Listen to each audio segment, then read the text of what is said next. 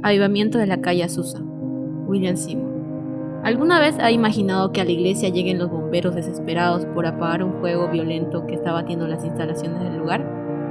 Pero que en su lugar lo que encuentren sea la poderosa gloria de Dios en una reunión de avivamiento?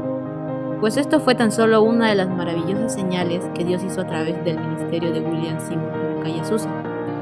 El 2 de marzo de 1870, en Centerville, Luisiana, nació William Seymour, hijo de Simon y Phyllis Seymour, pareja que había sido liberada de la esclavitud en Norteamérica tan solo unos años atrás y vivían en una sociedad golpeada por la violencia racial. Las personas de color no tenían ningún derecho y el trato que recibían era degradante. Seymour, junto a sus padres, trabajaban en una plantación y aunque no tenían derecho a ingresar al colegio, aprendió por sí mismo usando principalmente la Biblia. Seymour conoció a Jesucristo como su Señor y desde ese momento supo que solo Jesús podía salvar a la humanidad. Su carácter era sensible, amigable y siempre estaba hambriento por la palabra de Dios. Se cuenta que a esa edad empezó a recibir visiones que afirmaron su fe y lo hicieron anhelar el regreso de Jesús. Cuando llegó a los 20 años, Seymour dejó de lado el complejo de inferioridad que a esa época prevalecían entre las personas de color. Para el año de 1900, únicamente el 10% de la población negra había dejado el sur. Fue así que dejó su tierra natal y se dirigió al norte, más precisamente a Indianápolis.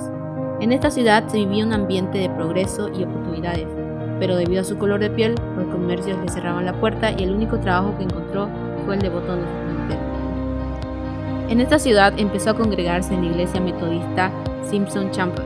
Allí se tenía un claro enfoque evangelista para alcanzar personas de toda clase social y de todo color de piel. Lo anterior sembró la certeza en el corazón de Seymour de que la redención de Jesucristo era para todos sin excepción, pero una vez más la persecución racial se agudizó en Indianápolis, por lo que le fue necesario mudarse a Cincinnati. A Seymour siempre le gustó la vida de otro gran avivador, John Wesley, y sus enseñanzas acerca de la oración ferviente, la santidad, la sanidad divina y el no hacer acepción de personas. En busca de una iglesia, Seymour se unió a una pequeña congregación donde fue amorosamente recibido. En ese ambiente, Seymour recibió el llamado al ministerio. Para él esto no era algo fácil de aceptar, le producía mucho temor. En ese tiempo la viruela tocó su vida. Hoy en día es una enfermedad tratable, pero para aquellos días era fatal. Después de 3 semanas de sufrimiento sobrevivió, pero quedó ciego del ojo izquierdo y con muchas marcas en su rostro. Tras ese terrible tiempo, Seymour decidió atender al llamado de Dios. Fue ordenado por la congregación y comenzó a viajar como evangelista.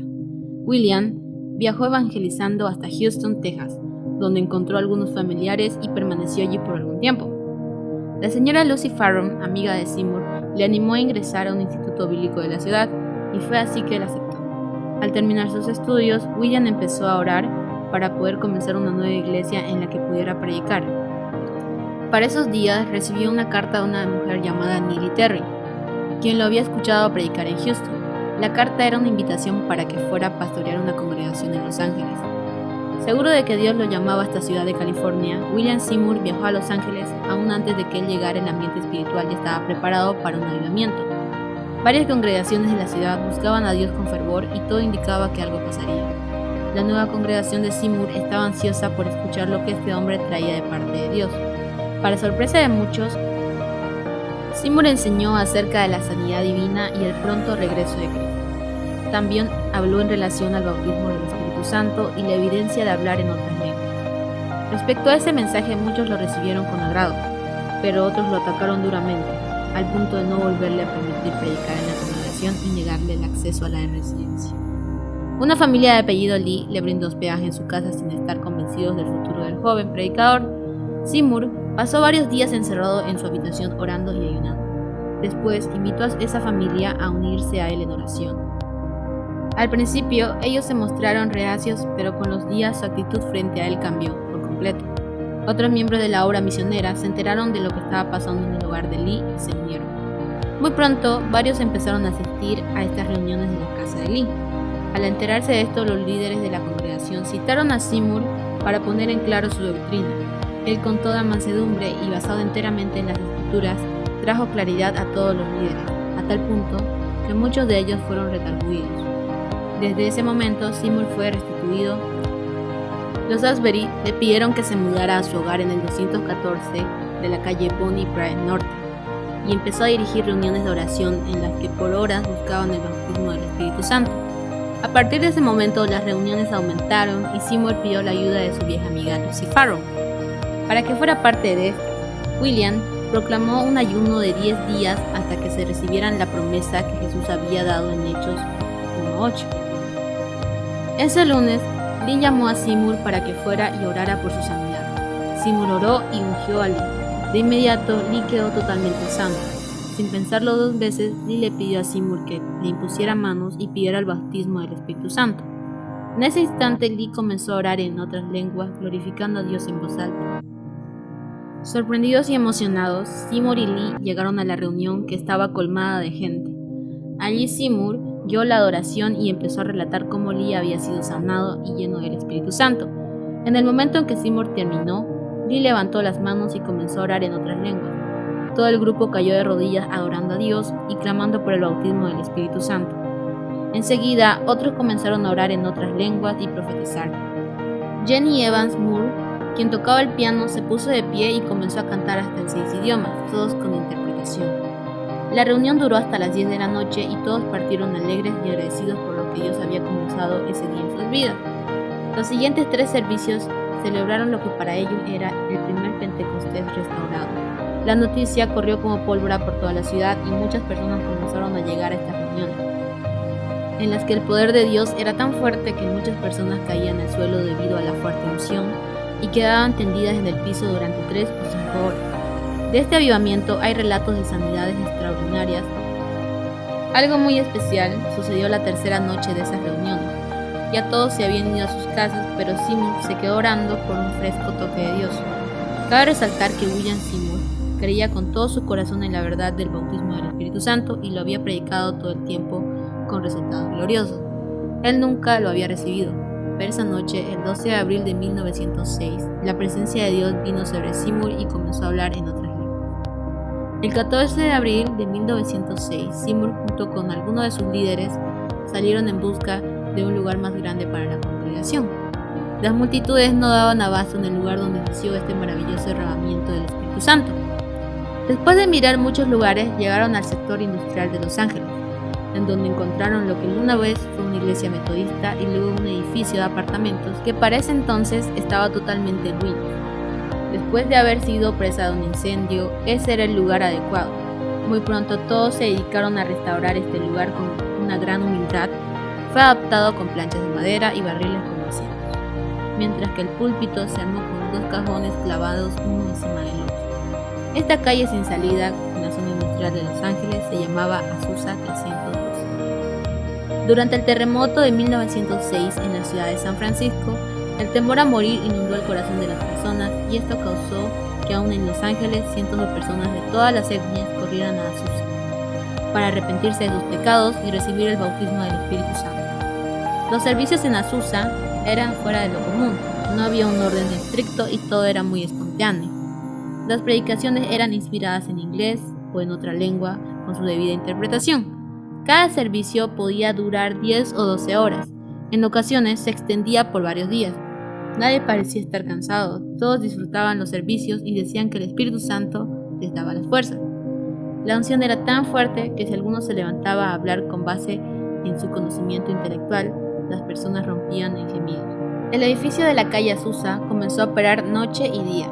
Se resaltaba la importancia de la sangre de Cristo y el amor de Dios fluía fortaleciendo la congregación e impidiendo que la murmuración entrara en las filas. El objetivo general de la congregación era cuidar la presencia del Espíritu Santo y por ningún motivo contrastarlo. Azusa era como un pedacito de cielo. La gloria de Dios lo llenaba todo y tanto ricos como pobres se sentaban juntos y disfrutaban de cada servicio. Las personas eran tocadas por Dios aún en las afueras del edificio y caían de rodillas varios metros antes de la entrada. Las multitudes empezaron a contarse por miles y muchos de ellos eran ministros de otros países que habían escuchado lo que Dios estaba haciendo en ese lugar y viajaban con hambre de avivamiento. En su libro Azusa Street, Frank Bartleman escribió: muchos eran solo curiosos, incrédulos, pero otros tenían hambre de Dios. Se dice que el poder de Dios se sentía en Azusa aún fuera del edificio. Docenas de personas caían en la calle postradas antes de llegar a la obra misionera.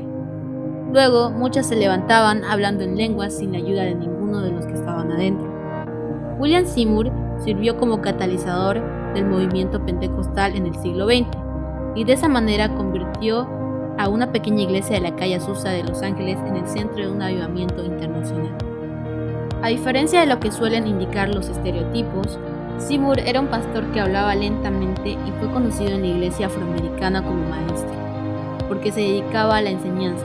Pocos lo conocieron como pastor. Era un hombre muy espiritual que impresionaba a todos los que lo conocían por su santidad, tanto así que William Durban decía que era Seymour el hombre más manso que había conocido, un hombre que mantenía una dependencia total de la presencia de Dios, y un hombre que estaba tan lleno de Dios que se sentía el amor y el poder cada vez que alguien estaba cerca de él. Se dice que cuando William Seymour metía su cabeza para adorar dentro de las cajas que tenía por púlpito, el Espíritu Santo entraba a los servicios transformándolo todo. Muchos evangelistas de la época llegaban a las reuniones de Seymour y decían que no habían conocido a un hombre en el que la presencia de Dios fuera tan fuerte y notoria.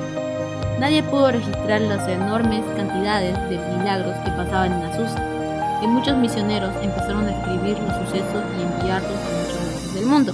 De igual manera, muchos también señalaron que el fin de aquel avivamiento se debió al hecho de que Seymour sacara su cabeza de la caja de oración.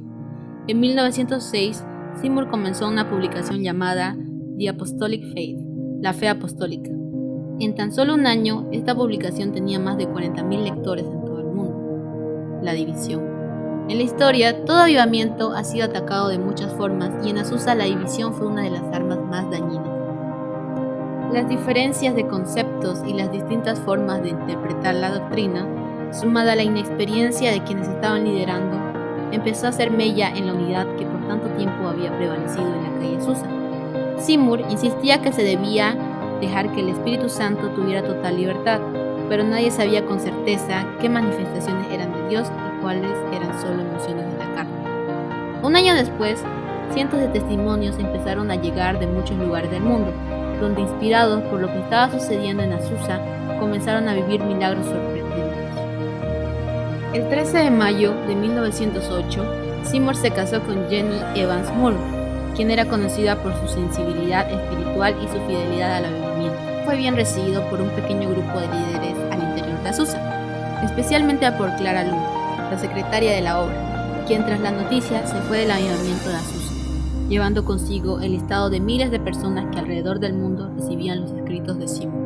La inexperiencia y las diferencias doctrinales al interior se hicieron cada vez más notorias y terminaron por desmoronar la obra que poco a poco empezó a desaparecer.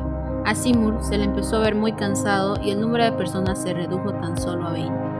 A finales de septiembre de 1922, Seymour sufrió un fuerte dolor en el pecho que finalmente lo llevó a la muerte.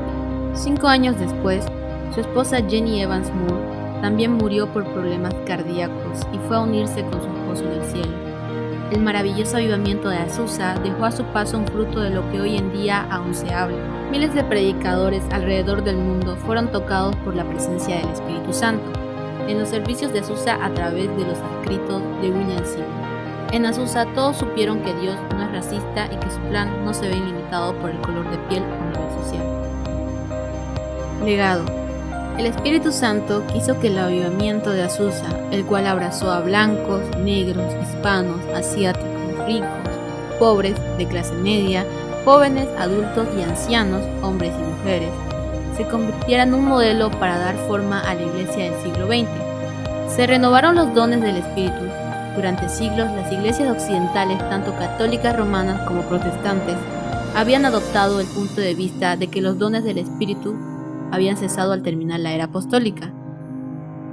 Este concepto, conocido como la teoría de la cesación, hacía que las iglesias cristianas rechazaran el mover del Espíritu Santo, pero con la explosión de las lenguas en la calle Azusa, la atención de la iglesia se dirigió hacia los dones del Espíritu. Existía armonía entre etnias, el estilo de música de adoración que ha terminado por extenderse en el mundo entero. Las reuniones sin un orden escrito y dirigidas por el Espíritu Santo se convirtieron en un modelo. Cantar en el Espíritu, conocida también como el coro celestial.